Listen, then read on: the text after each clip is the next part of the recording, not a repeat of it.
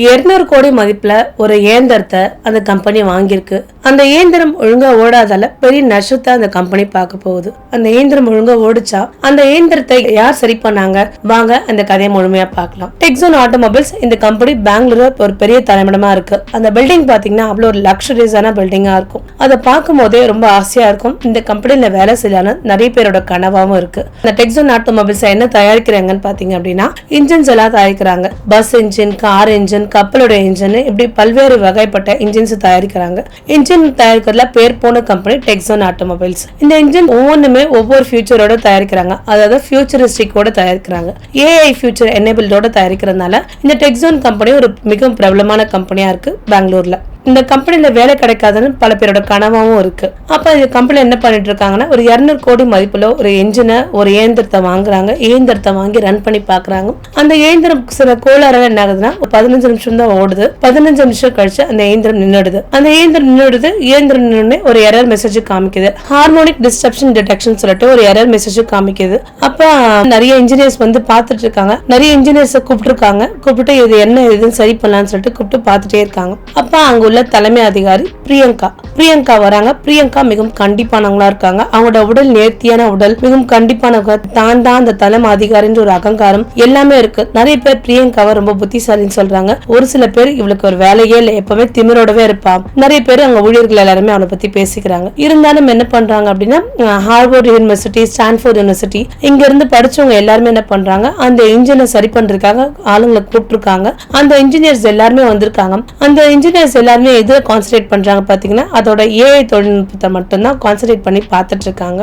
ஆனா அந்த இன்ஜின்ல உள்ள பிரச்சனை யாருமே பெருசா பார்க்கவே இல்லை. ரொம்ப நேரம் ட்ரை பண்றாங்க. ட்ரை பண்ணி அதுல உள்ள பிரச்சனை என்னன்னு அவங்களால கண்டுபிடிக்கவே முடியல. அந்த கம்பெனில துப்புரவாளர் பணியாளரா தீபக் மௌரியான்ற வேலை செய்யறாரு. தீபக் மௌரியா சின்ன கேபின்ல இருந்து பெரிய கான்ஃபரன்ஸ் ரூம் வரைக்கும் மாப் போடுறதுல இருந்து, கிளீன் பண்றதுல இருந்து, ஒரு கிளாஸ் உடைக்கிறது இருந்து எல்லா வேலையுமே ரொம்ப அழகா பார்த்துட்டே இருப்பாரு. அந்த கடந்த 4 வருடமா அந்த கம்பெனில தான் வேலை செய்யறாரு. இந்த கம்பெனி சில ஏற்றத்தாழ்வுகளும் பார்த்துட்டு இருக்கு. இவர் எல்லாத்தையும் பார்த்துட்டு தான் இருக்காரு. தீபக் மௌரியா கிட்ட ஒரு நல்ல அற்புதம் இருக்கு. என்ன அப்படின்னா ஒரு விஷயத்தை கூர்ந்து கவனிச்சா அதை சீக்கிரமா கற்றுக்கொள்ளக்கூடியவன். அவன் துப்புரவாளரா இருந்தாலும் அந்த மிஷின்ஸ் மேல ஒரு ஆசை. அந்த மிஷின்ஸ் மேல பார்க்கும்போது இதெல்லாம் எப்படி செய்யறாங்க அப்படின்னு சொல்லுவான். அப்ப அந்த இயந்திரத்துல பிரச்சனை நிறைய பேர் பேசும்போது தீபக் நிறைய இன்ஜினியர்ஸ் கிட்ட போய் சார் இது பிரச்சனையா இருக்கும், இதுதான் சார் இருக்கும் அப்படிலாம் சொல்லி பாக்குறாங்க. ஆனா இன்ஜினியர்ஸ் எல்லாருமே தீபக் மௌரியை பார்த்து கிண்டல் பண்றாங்க. நீ சாதாரண துப்புரவாளர், நாங்க எவ்வளவு தூரம் படிச்சுட்டு வந்திருக்கோம், எங்களாலேயே கண்டுபிடிக்க முடியல, ஒரு துப்புரவாளரா உன்னால என்ன கிழிச்சிட முடியும், போய் வேலையை பாரு அப்படின்னு சொல்லிட்டு ஒரு கேவலமா பேசி அந்த திட்டி அமைச்சிடுறாங்க.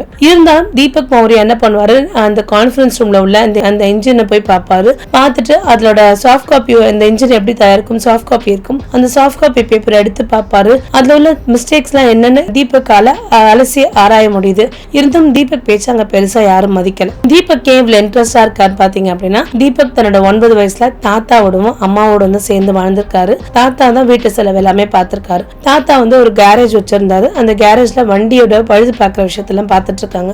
தீபக் சின்ன வயசுல படிப்புல ரொம்ப கெட்டிக்காரு, நல்லா படிப்பான். அதே மாதிரி ஒரு வேலை சொல்லி கொடுத்தா நல்லா கூர்மையா கவனிச்சு உடனடியே அந்த வேலையை பிடிச்சிப்பான். அப்ப தீபக்கோட தாத்தா அந்த கார் எல்லாம் ரிப்பேர் பண்ணும்போது கூர்மையா ஒவ்வொரு விஷயத்தையும் கவனிப்பான். அப்ப தீபக்கோட தாத்தா தீபக் கையை பிடிச்சி இந்த இன்ஜின் தான் ஒரு காரோட இதய துடிப்பு, அந்த காரோட இதய துடிப்பு எப்படி துடிக்குதுன்றது நம்ம பார்க்கும்போது தெரிஞ்சுக்கணும். அதுல என்ன கஷ்டப்படுதுன்னு அந்த இதய துடிப்பு நம்மகிட்ட சொல்ல வரும், நல்லா ஊர்ந்து கவனிக்கணும். இது இந்த மாதிரி துடிச்சது அப்படின்னா இந்த மாதிரி காம்போனன்ட்ஸ்ல பிரச்சனை இருக்குன்னு அர்த்தம் சொல்லிட்டு சின்ன சின்ன விஷயத்த அவங்க தாத்தா ரொம்ப அழகா சொல்லி கொடுத்திருக்காரு தீபக்கு. அதனாலவோ என்னவோ தீபக் ஒரு டிப்ளமோ படிச்சு முடிச்சிருக்காரு, ஒரு நல்ல பட்டதாரியாகவும் இருக்காரு. தீபக் தன்னோட படிப்பை பெரிய அளவுல படிக்கணும்னு ஒரு கனவு கண்டிருந்தாரு. தீபக்கோட கனவு பெருசா நிறைவேறல. ஏன்னா அவருடைய தாய்க்கு ஸ்டேஜ் 1 கேன்சர் இருந்ததால அவன் வேலைக்கு போகக்கூடிய கட்டாயத்தின் சூழ்நிலை தள்ளப்பட்டான். அதனால அவன் இந்த கம்பெனில வேலை செய்ய ஆரம்பிச்சான். ஏன்னா இது வந்து ஒரு ஆட்டோமொபைல்ஸ் கம்பெனின்றதுனால அவனுக்கு இந்த கம்பெனி மேல ஒரு ஈர்ப்பு இருக்கு. அதனால எந்த வேலை கிடைச்சாலும் பரவாயில்ல நம்ம செய்யலான்ற எண்ணத்தோட தான் அவன் டிப்ளமோ முடிச்சிருந்தாலும் இந்த கம்பெனில துப்புரவாளராக வேலை செஞ்சுட்டு இருக்கான். அவனுக்கு அந்த இன்ஜின்ஸ்ல என்னென்ன பிரச்சனை என்று தெரிஞ்சுக்கிற அளவுக்கு அவன் வந்து அந்த மிஷின்ஸ் எல்லாம் ரொம்ப நேசிக்கிறான். இல்ல இந்த இதுதான் தப்பா இருக்கும் அப்படின்னு அவன் ஒரு கணிக்கவும் செய்யறான். இப்படியே நாட்கள் போயிட்டே இருக்கு.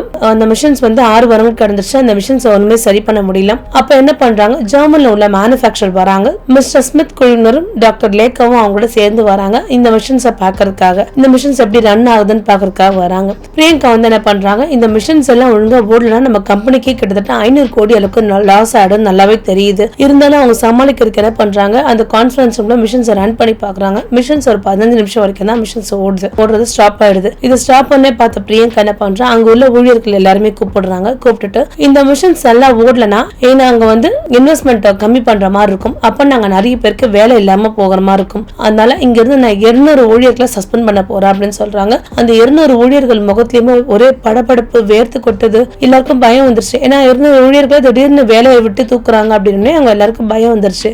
ரொம்ப பயப்படுறாங்க, பதட்டமாகறாங்க. இன்ஜினியர்ஸ் எல்லாம் ஏதோ ட்ரை பண்றாங்க, அவங்களால முடியல. அப்ப என்ன பண்றாங்க அப்படின்னா, அப்ப தீபக் என்ன பண்றான், பிரியா கிட்ட, பிரியங்கா மேடம் கிட்ட என்ன பண்றான், ரொம்ப தைரியத்தை வர வச்சு பிரியங்கா மேம்கிட்ட, மேம் நான் இதனால சரி செய்ய முடியும் அப்படின்னு. பிரியங்காக்கு இன்னும் கோவம் அதிகமா வருது. நம்ம ஒரு தலைமை அதிகாரியா இருக்கு, நம்ம கிட்ட வந்து ஒரு துப்புரவாளர் பேசுறாருன்னு சொல்லிட்டு அவளுக்கு வான அளவு கோபம் வருது. ஹார்வர்ட் யூனிவர்சிட்டி, ஸ்டான்ஃபோர்ட் யூனிவர்சிட்டியில வந்து பார்த்து அவங்களாலுமே ஒன்னும் செய்ய முடியல. துப்புரவாளர் வேலை மட்டும் செய்ய தானே வந்த, அது மட்டும் தான் நீ செய்யணும், தேவையில்லாத வேலை செஞ்சுட்டு இருக்காது, என் டைம் வேஸ்ட் பண்ணாத, ஒழுங்கு மரியாதையா போயிடும் கண்ணா பின்னான்னு பேசுறா. அவன் இருந்தாலும் அவன் ரொம்ப தாழ்மையா சொல்லி, மேடம் கண்டிப்பா எனக்கு ஒரு வாய்ப்பு கொடுங்க, கண்டிப்பா நான் சரி செய்ய முடியும் அப்படின்றாங்க. அப்ப அவங்க வந்து டாக்டர் லேகா சொல்றாங்க, பிரியங்கா மேம் ஒரு வாய்ப்பு கொடுத்து பாருங்க, வாய்ப்பே கொடுக்காம சரி செய்ய முடியாதுன்னு. அது எப்படி மேம் இவ்வளவு இன்ஜினியர்ஸால செய்ய முடியாத வேலையை ஒரு துப்புரவாளரால செய்ய முடியுமான்னு, வாய்ப்பு கொடுக்காம யாருமே எதுவும் பேசாதீங்க, ஒரு வாய்ப்பு கொடுத்து பாருங்கன்னு அவங்க சொன்ன என்ன பண்றாங்க, சரி நான் வாய்ப்பு கொடுக்குறேன், சில நிபந்தனைகளோட தான் நான் அந்த வாய்ப்பை தருவேன் அப்படின்னு சொல்றாங்க. சரிங்க மேடம், அதுக்கு தீபக் சொல்றேன், என்ன நிபந்தனை அப்படின்னா, இப்படி செய்ய போற வேலை எல்லாமே வந்து லைவ்ல நான் போடுவேன், நீ இந்த வேலையை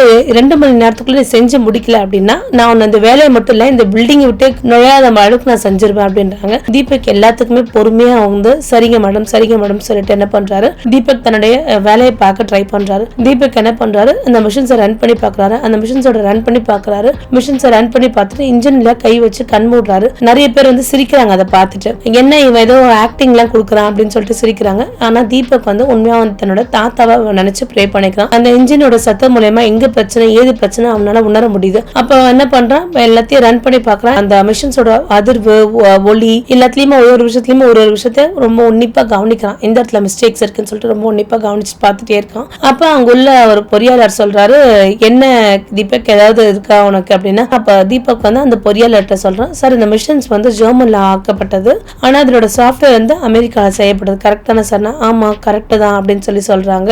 இதுல ஏதாவது மாற்றம் இருக்கா? இல்ல நீங்க சொன்னது கரெக்ட் தான், எந்த வித மாற்றமும் கிடையாதுன்றாங்க. டாக்டர் லேக்கா என்ன சொல்றாங்க, உங்களால கண்டிப்பா செய்ய முடியுமா, ஏன்னா உங்க வாழ்க்கையே ரிஸ்க்ல இருக்கு அப்படின்றாங்க. கண்டிப்பா என்னால செய்ய முடியும் மேடம் சொல்றாங்க. செய்ய முடிஞ்சிட்டு அந்த மிஷின்ஸை ரன் பண்ணி பாக்குறான். சவுண்டு எந்தெந்த இடத்துல மிஷின்ஸ் இருக்கு ஒரு இடத்துல நின்று கவனிச்சு உன்னிப்பா கவனிக்கிறாரு. அந்த மிஷின்ஸை ரன் பண்ணி சில சவுண்ட்ஸ் எல்லாம் வந்து பார்த்தோட என்ன பண்றாரு, அந்த இன்ஜின் வச்சிருக்க ரூம்குள்ள போறாரு. அந்த இன்ஜின் ரூம்குள்ள ஒரு சாஃப்ட் காப்பி இருக்கு. அந்த சாஃப்ட் காப்பியில வந்து மேனுவல் மாதிரி இருக்கு. அந்த மேனுவல் எடுத்து பாக்குறாரு. எந்தெந்த இடத்துல என்னென்ன இருக்குன்றத நல்லா உன்னிப்பா கவனிக்கிறாரு. அந்த சாஃப்ட் காப்பியை பார்த்துட்டு வெளியில வராரு. வெளில வந்துட்டு டாக்டர் லேக்கா உங்களுக்கு ஏதாவது தெரிஞ்சுதா அப்படின்னு சொல்லிட்டு தீபக் பார்த்து கேக்குறாங்க. எனக்கு தெரிஞ்சது மேடம் அப்படின்றாங்க. அப்படியே என்ன தெரிஞ்சது உங்களுக்கு மேடம்? இந்த மிஷின்ஸ் வந்து ஒவ்வொரு பார்ட்ஸ்மே ஜெர்மன்ல உருவாக்கப்பட்டது, ஆனா அமெரிக்கால சாஃப்ட்வேர் பண்ணிருக்காங்க. சில வேறுபாடுகள் இருக்கும், ஆனா அதுல வந்து ஜெர்மன் அமெரிக்கா சாஃப்ட்வேர் கோட்ல அதை வந்து அவங்க வந்து கரெக்ட் பண்ணாம அவங்களோட சாஃப்ட்வேர் எப்படி இருக்குமோ அப்படியே தான் பண்ணிருக்காங்க. சின்ன சேஞ்சஸ் இருக்கு, இந்த சின்ன சேஞ்சஸ் பண்ணா மிஷின் சரியாயிடும் அப்படின்றாங்க. நிஜமா சொல்றீங்க? ஆமா மேடம் அப்படின்னு சொல்றாங்க. கொஞ்ச நேரம் டைம் எடுக்கிறாங்க.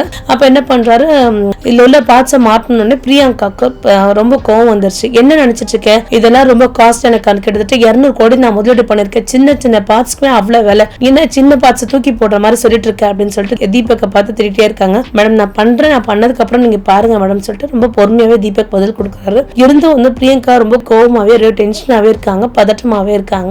அப்ப என்ன பண்றாரு, அப்ப தீபக் நிறைய மிஷின்ஸ் எல்லாம் தாண்டி போறாரு. ஒரு டிஸ்பிளே மாதிரி இருக்கு, அதை எடுத்துட்டு வராரு. அப்ப மறுபடியும் பிரியங்கா, இதை எடுத்துட்டு போய் போட போறியா, இது சாதாரண பிளேயர், இதனால என்ன செஞ்சிட முடியும் அப்படின்னா, மேம் நான் கொஞ்ச நேரம் வேலை செய்யறேன், செஞ்சு முடிச்சதுக்கு அப்புறம் ஒர்க் ஆகலன்னா நீங்க என்ன கேளுங்க, நீங்க எனக்கு டைம் கொடுத்துருக்கீங்க, அந்த டைம்குள்ள நான் முடிக்கணும் அப்படின்னு சொல்றாங்க. சரின்னு சொல்லிட்டு பிரியங்கா அமைதியாடுறாங்க. அப்ப தீபக் என்ன பண்றான், அங்க உள்ள மிஷின்ஸ் இல்ல, அங்க உள்ள ஒரு பார்ட்ஸை கழட்டிட்டு என்ன பண்றான், கழட்டிட்டு இந்த டிஸ்க போடுறாங்க. அங்க உள்ள எல்லாம் கிட்ட எக்ஸ்பிளைன் பண்றான். என்ன அப்படின்னா, இல்ல ஜெர்மன் தயாரிப்புலால இது ஆனது, இதுக்கு ஏத்த மாதிரி வந்து சாஃப்ட்வேர் பண்ணல, நான் வந்து இந்த சாஃப்ட்வேருக்கு ஏத்த மாதிரி இந்த பார்ட்ஸை மட்டும் நான் மாத்திருக்கேன் அப்படின்னு சொல்றாங்க. அதாவது இந்த சாஃப்ட்வேருக்கு ஏத்த மாதிரி அந்த மிஷின் ரன் பண்ண முடியல, இப்ப இந்த சாஃப்ட்வேருக்கு ஏத்த மாதிரி இந்த மிஷின்ல ஒரு சின்ன மாடிஃபிகேஷன் செஞ்சிருக்கேன். இதனால வந்து அதிர்வு அளவுகள் கம்மியாகும். இந்த அதிர்வு அளவுகள் கம்மியாகிறதால இந்த இன்ஜின் ரன் ஆகும் அப்படின்னு சொல்றாங்க. கோவம் உச்சக்கட்ட கோவம் என்னென்னமோ மாத்துறானே, மாத்துறதால மிஷின்ஸ் இன்னும் கெட்டு போக போதும், இன்னும் இதனால பெரிய நஷ்டம் அடை போதுன்னு பயப்படுறாங்க. இல்ல ஸ்மித்தும் பார்த்துட்டு இருக்காரு. ஸ்மித்தும் வந்து இவர் சொல்றது கரெக்ட் தான், நிறைய விஷயத்த ரொம்ப அழகா தெளிவாகவும் சொல்றாரு, அதிர்வுகளை ஒளியும் வச்சு இவ்வளவு அழகா கண்டுபிடிச்சிருக்காரு பாருங்க அப்படின்னு சொல்றாங்க. கண்டிப்பா அது ஒர்க் அவுட் ஆகும் ஸ்மித்தும் நம்புறாரு. அப்ப இது என்ன பண்றாங்க, மிஷின்ஸ் எடுத்து என்ன பண்றாங்க, ரொம்ப கவனமா என்ன பண்றாங்க, அங்க உள்ள ஒரு பார்ட்ஸை கவனமா எடுத்து ரிமூவ் பண்றாரு. ரிமூவ் பண்ணிட்டு இவர் கையில வச்சிருந்த ஒரு சின்ன ஒரு டிஸ்க் மாதிரி உள்ள ஒரு பார்ட்டை ரீப்ளேஸ் பண்ணி வைக்கிறாரு. ரீப்ளேஸ் பண்ணி வச்ச உடனே அங்க உள்ள எல்லா ஊழியரோட கண்ணுமே தீபக் மேலதான் இருக்கு. இந்த மிஷின் ரன் ஆகுமா ரன் ஆகாதா அப்படின்னு சொல்லிட்டு ரொம்ப உன்னிப்பாவும் கவனமாவும் பார்த்துட்டே இருக்காங்க. அப்ப என்ன பண்றாங்க அப்படின்னா, இந்த ரீப்ளேஸ் பண்ணி போட்டு ஃபிக்ஸ் எல்லாம் பண்ணிடுறாரு தீபக். பண்ணி முடிச்சுன்னு என்ன பண்றாரு, மறுபடியும் கை குப்பி தன்னோட தாத்தா வேண்டாரு, தாத்தா நான் செஞ்ச விஷயம் நல்லபடியா இருக்கணும், நீங்க சொல்லி கொடுத்த கைவித்தியால எவ்வளவு செஞ்சிருக்கேன், தாத்தா மனசளவுல வேண்டிட்டு என்ன பண்றாரு, அந்த மிஷினை ரன் பண்றாரு. ரன் பண்ண மிஷின் இஸ் ஒர்க்கிங் ப்ராப்பர்லின்னு ஒரு நல்ல டிஸ்பிளே மெசேஜ் வருது. இதை பார்த்தோன்னா அங்க உள்ள எல்லாருக்குமே ஒரே சந்தோஷம், ஒரே ஹாப்பியா இருக்காங்க. பிகாஸ் டாக்டர் லேக்கா சொல்றாங்க, நான் ஒர்க் பண்ணதுலேயே வந்து கிட்டத்தட்ட 87% தான் நிறைய பேருக்கு ஒர்க் ஆகும், ஆனா உங்களுக்கு 92% அளவுக்கு இந்த மிஷின்ஸ் என்ஜின் சூப்பரா ஒர்க் ஆகுது அப்படின்றாங்க. அப்பவும் பிரியங்கா சும்மா இல்லாம என்ன பண்றாங்க, தீபக் கிட்ட வந்து சரி இன்ஜின்ஸ் எல்லாம் மிஷின்ஸ் எல்லாம் நல்லா ரன் பண்ண வச்சுட்டு, ஆனா இந்த வண்டியை இப்ப எப்படி ஓட்ட வைங்க, வண்டி எப்படி இந்த மென்பொருளோட கரெக்டா ஒருங்கிணைந்து ஓடுதான் பார்க்கணும் அப்படின்னு சொல்றாங்க. உங்களுக்கு இந்த வண்டி ஓட்ட தெரியுமா அப்படின்னு சொல்றாங்க. கண்டிப்பா மேடம் நான் ஓட்டி காமிக்கிறேன்னு சொல்றாங்க. அதே மாதிரி தீபக் மௌரியா என்ன பண்றாங்க, அந்த ஏஐ சாஃப்ட்வேருக்கு ஏத்த மாதிரி எங்க நிக்கணும் எங்க ஸ்டாப் பண்ணணும் கரெக்டா எல்லா ஒர்க்குமே கரெக்டா ஃபங்க்ஷன் ஆகுது. இதை பார்த்த உடனே டாக்டர் லேக்கா ஸ்மித் குழுவினர் ஒரே சந்தோஷப்படுறாங்க. டாக்டர் லேக்கா என்ன பண்றாங்க, இன்ஜினுக்கு உள்ள நோயை அறியக்கூடிய இன்ஜினியர் அப்படின்னு சொல்லிட்டு ஒரு பேர் பண்றாங்க. அவங்களுக்கு ஒரே சந்தோஷமா இருக்கிறாங்க. அடுத்த ஸ்மித் குழுவினர் என்ன பண்றாங்க, அடுத்து எங்களோட ஐரோப்பிய குழு ப்ராஜெக்ட் இருக்கு, அந்த குழு ப்ராஜெக்ட்ல உங்களை தலைமையா போடுறோம் அப்படின்றாங்க. ஒரே சந்தோஷப்பட்டுட்டு பார்த்துட்டு இருக்காங்க. அது மட்டும் இல்லாம அந்த கம்பெனியோட ஸ்டாக்ஸ் எல்லாம் கீழே சரியக்கூடிய நேரமா இருந்தது. இந்த கம்பெனியோட ஸ்டாக்ஸ் இப்ப இன்னும் 20% ரொம்ப அதிகமாவே போயிட்டு இருக்கு. அது மட்டும் இல்லாம தீபக்கு ஒரு நல்ல பொசிஷனும் கொடுத்துட்டாங்க. கொடுத்தது மட்டும் இல்லாம தீபக்கோட சேலரி பார்த்தீங்கன்னா 3 மடங்கு அதிகமா இருக்கு. பிரியா வந்து அந்த தீபக் பத்தி லைவ் எல்லாம் போட்டதால பிரியா மேல மக்களுக்கு எல்லாருக்குமே ஒரு பேட் இம்ப்ரெஷன் ஆயிடுச்சு. பேட் இம்ப்ரெஷன் ஆனதுனால கம்பெனியால என்ன பண்றாங்க, அவங்களை கூப்பிடுறாங்க. அது மட்டும் இல்லாம எப்பவுமே அவங்க தீபக்கை திட்டிட்டு நிறைய மெமோஸ் எல்லாம் தீபக் கொடுத்திருக்காங்க. ஏன் அன்னெசரியா இவ்வளவு மெமோஸ் கொடுத்திருக்கீங்கன்னு சொல்லிட்டு தேவையில்லாத மெமோஸ் கொடுத்ததால என்ன பண்றாங்க, பிரியாவோட பொசிஷனை மாத்தி சாதாரண ஒரு ரிசப்ஷனிஸ்ட் போஸ்டிங் அளவு கொடுத்துடுறாங்க. அவங்களுக்கு ரொம்ப இதுவா கஷ்டமாயிடுது. ஏன்னா அவங்க பெரிய போஸ்டிங் வந்து மறுபடியும் ஒரு சாதாரண போஸ்டிங் போயிட்டாங்க. அதாவது தீபக் பல மடங்கு உயர்ந்து இருக்கிறார், பிரியா பல மடங்கு கீழே இறங்கி இருக்கிறாங்க. இப்ப அவங்களோட ப்ராஜெக்ட் ரொம்ப நல்லாவே போயிட்டு இருக்கு. தீபக்கோட அம்மாவோட மருத்துவ செலவுலாம் முடிஞ்சு அவங்க நல்லபடியா கியூர் ஆகி வந்துடுறாங்க.